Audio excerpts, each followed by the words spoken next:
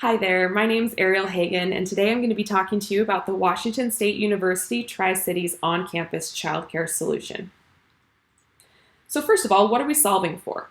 Well, we're looking to create quality and affordable childcare that is located conveniently on campus with very flexible plan options and hours that coincide with campus schedules. So providing quality, affordability, and convenience as far as childcare is concerned.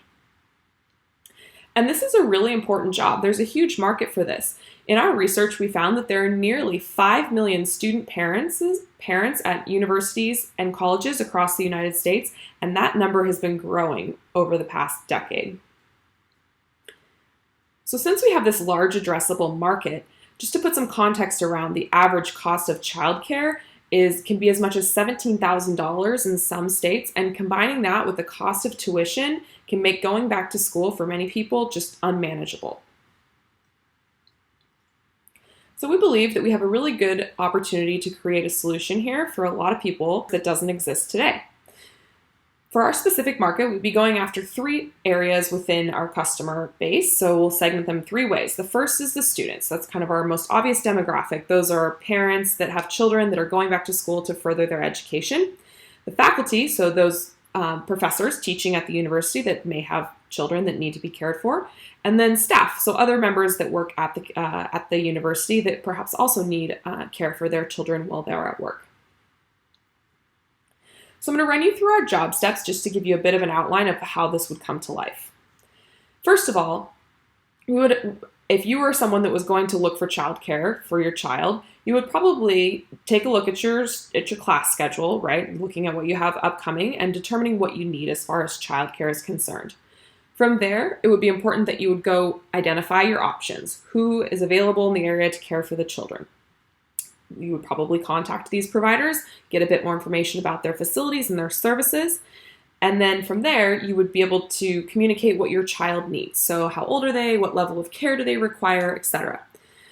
After step 4, going on to step 5 on that second row, we probably go for a tour, right? Go see some of these facilities and make sure that you're comfortable with the establishment where your child would be receiving the care. And then once you found one you liked, you could register for the child care services and then of course pay for them. Then the actual physical dropping off of your child at the child care services. And then in that last row is kind of like the tail end of the job steps here, where not only would you drop them off, but then you would want to monitor them while they're receiving care, making sure that everything's okay and being able to communicate with the staff at the center, just in case you needed to check in or if anything was going wrong. And then after the care was finished, you would go back, pick up your child. You'd probably do an evaluation, whether it's formal or informal, on the level of care that your child received. And then you would make the decision of if you're going to continue with this solution or try something else. So if we do all these job steps correctly, we feel that there are some important success outcomes that we've divided into 3 categories: functional, social, and emotional. So functional is basic, right?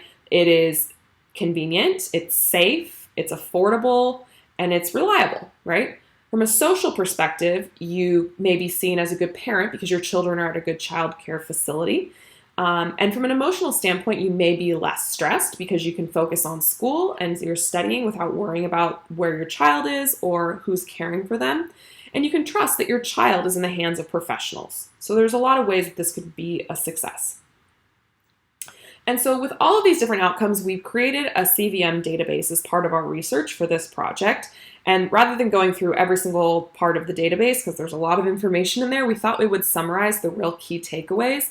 So there's 2 categories. Really, the first one is around minimizing, and the elements that we'd be minimizing is the effort, time, and cost associated with childcare, finding childcare, paying for childcare, etc. And then increasing, the second category, our access to childcare, so making it more affordable, and also increasing the time that a student parent could spend on their schoolwork because their child would be being cared for. So after our CVM database, let's go through a bit of a market analysis. I'm going to bring up these 3 segments that I touched on earlier around the students, the faculty, and the staff, which are really the 3 areas of the market we'd be going after. And there's a lot of overlap between these 3 categories, but each one is slightly different. The students are probably highly cost conscious because of the added expense of tuition. And they also have a restricted class schedule, so they're really going to need some flexibility. From a faculty perspective, perhaps there's a bit less emphasis on cost, but the convenience and the flexibility would be really important. And then from a staff perspective, there's probably an element of being cost conscious, and also the convenience factor of having an option that's on campus would be very desirable. So from there, we took a look at our next best solution. So what else is in the Tri-Cities area that could be an alternative to our product, or our service, I should say. So the next best solutions that we researched weren't as good as ours. So for a variety of reasons, when we were doing our research, we found that of course they're off campus, right? There isn't an on-campus solution that exists today. They have the care facilities that we had looked into have longer wait lists, very inflexible schedules. So there's really only a couple options of care levels that you could choose from.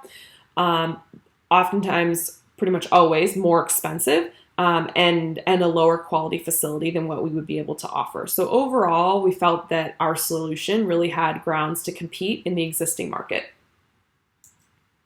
So the go-to-market strategy is really strong, right? It's a very innovative solution. We feel that this could be disruptive to the current childcare market with our affordable care, our flexibility, and our convenience.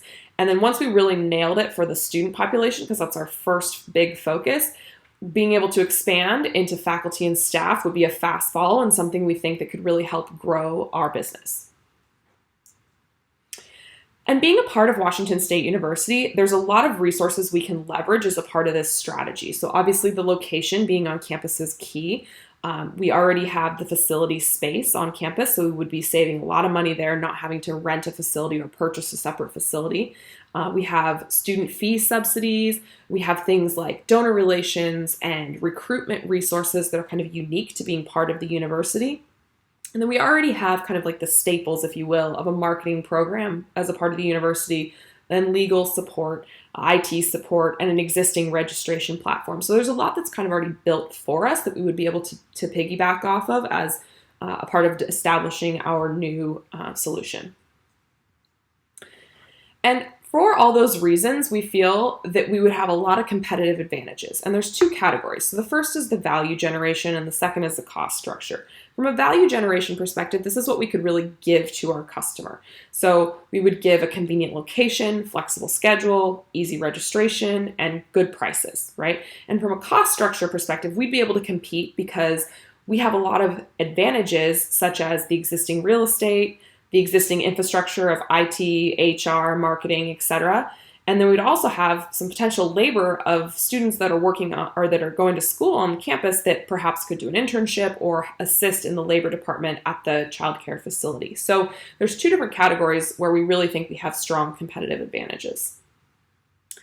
Next, I'm going to get into our design solution features. So our product is, of course, high quality childcare that is on campus, affordable and convenient, and making sure that our customers have an opportunity to go back and pursue their education while their children are being cared for. First category is the Undershot value targets.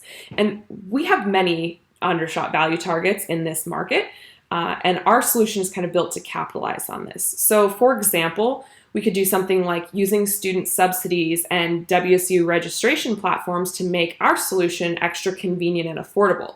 So this would minimize the pains like frustrating registration processes and expensive childcare rates. So next I'm going to kind of tie this together with the whole solution and how we really see this coming to life. We see it as two parts. There's the actual four walls physical childcare center that the children would be in, where the care would actually take place. This would be modern, it would be high quality, it would be clean, it would be something that looks, appealing as a parent. It's somewhere you'd feel comfortable taking your children, be very professional. And then that would be complemented by a very comprehensive website. So what we mean by that is the ability to kind of log in, communicate with the staff, be able to sign up for care, pay for care, get any questions answered, get updates, right? So these two pieces together what would make our solution very complete. So as we were designing this, we did a choice-based Conjoint survey, and we tested a few different things to see what customers were really key on having as a part of a childcare solution. So on the graph on the left, you can see that our product beat out the next competing solution by a significant margin. So ours was 89%, the next best was 11%, so really had a good advantage there. So the elements that we tested were price, availability, the registration process, schedule, so the flexibility element, and then location. And as you can see by the scores, you could see that the three biggest takeaways for the people that completed this survey was a price, so making sure that we were very competitive from a pricing standpoint. Scheduling, right? That flexible schedule was key. That was something that people really found value in. And then third, the location. So the on-campus piece was huge, right? So that gives us a big competitive advantage. Next, I'd like to go through the financials. So from a revenue perspective, the way that we make money is pretty simple, right? We have a wide variety of care options ranging from full-time to what we would call quarter time and really anything in between. And then we forecasted how many people or how many children we thought we would have on a monthly basis at the different rates. And then we calculated the monthly revenue by simply taking the rates times the number of students to calculate the monthly revenue. And this really highlights the flexibility piece, right? So there's a lot of different options of care, levels of care, and that way people can get exactly what they need without overpaying for perhaps things that their child isn't actually taking advantage of. Then from there, we built a cost model. So the cost model has a variety of elements to it: direct costs, indirect costs, fixed costs, variable costs. And some of the key ones that I wanted to highlight as a part of this presentation was our payroll. That's our biggest expense. And it's really important that it is that because we want to make sure that not only do we have very high quality staff looking after the children, but that we have enough staff so that the staff to child ratio is really strong to make sure that there's plenty of eyes watching these children at all times. And so that's one of the reasons why our payroll is such a big portion of our overall cost. So from there, once we take the revenue and the cost into consideration and pull that all together, we're targeting to about an 8 to 9% target profit. And what's interesting about being part of the university is we're not really going for maximum profit as we would in a normal corporation standpoint. We really want to make sure that we're keeping as much value in the hands of our customers, aka our students, as possible. So the idea here is to provide a great service and not have it be a pull on the overall university's P&L, but not be something that's just taking away from our students and from a financial perspective. So targeting that 8% profit margin is where we were headed. And so per the calculations on the previous two slides, we came in at 9%. We thought that was a comfortable place to land. Next, I want to touch on the social impact. The first element of the social impact is the fact that we would be providing childcare to parents who may not normally be able to go back and pursue their education due to financial reasons and lack of childcare, right? That's our social job to be done.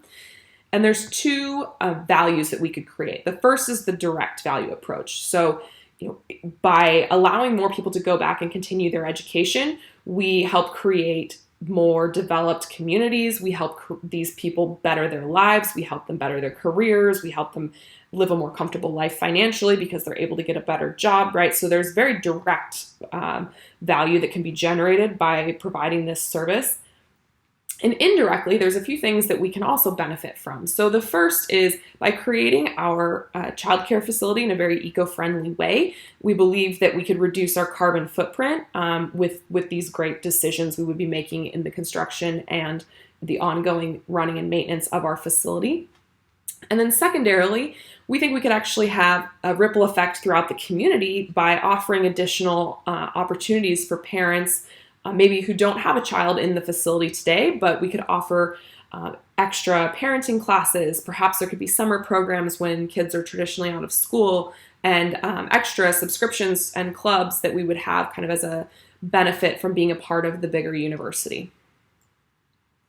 So lastly, I just want to touch on the final validation. Towards the end of our process here, we did another conjoint survey, which gave the results for the entire solution. And the things that we tested were the Washington State brand, the on-campus location, the flexible schedule, the simple registration process, availability, so lack of wait lists, and then of course a competitive price. And as you can see, our solution beat out the next two childcare options in the Tri-Cities area by significant margins. So we felt good that we had a shot at launching this. And next we'll go into the business strategy. So specifically our business model, this kind of ties together a lot of the things we've been talking about previously. But by being able to incorporate existing facilities as a part of Washington State, leveraging our strategic partnerships, as special donors and other recruitment mechanisms that we have today, we would be able to tap that for additional financial support, and we could really drive the Washington State University institutional social mission of maximizing student potential, and this is a great way we could add value in that way. And quickly, I think it's important to touch on our marketing because I think this is a big piece of it. So the email marketing, we already have a very robust email solution with the existing Washington State University systems. So we could let current students and prospective students know about this service just via email because we already have that information and that capability. And then secondly, the social media is actually a big piece of this because this helps us capture those folks that are kind of high up in the funnel, if you will. Like they don't know that this existed today, and perhaps that was the reason why they weren't considering going back to continue their education. So if we could actually show them that this exists and capture them before they've even made their decisions, it could actually be a pull to the university overall. And then third, campus tours. So being able to have people go and see the childcare facility when they come in for a campus tour, we think could be another great benefit. And no proposal would be complete without doing a thorough evaluation of our risks. So we see two main areas where risks could arise. But we think there's solutions for both. So the first is from a licensing perspective, and the second is from a catering perspective. So plain and simple, without a license, we can't operate. So if we're not able to obtain a license, there is a risk there. Now, we think we could be working very closely with the Attorney General to avoid this, and we don't foresee it being an issue, but wanted to highlight that we do know that that is a potential risk. And secondly, the catering element could be a risk if the existing catering solution at WSU Tri-Cities couldn't handle the increase of demand, aka feeding the kids in the child care center. But to mitigate that, what we've done is we've actually built in some money in our cost structure to be able to cover the additional catering. So we'd be able to kind of offset any additional costs that they would have from a catering perspective. So we think we've been able to mitigate that risk as well. So I'd like to leave you with this quote, that education is the most powerful weapon for changing the world. And we believe that our solution would allow significantly more students to go back to school, finish their education, and better their lives. And for that reason, we believe this is worth pushing forward. Thanks so much for your time.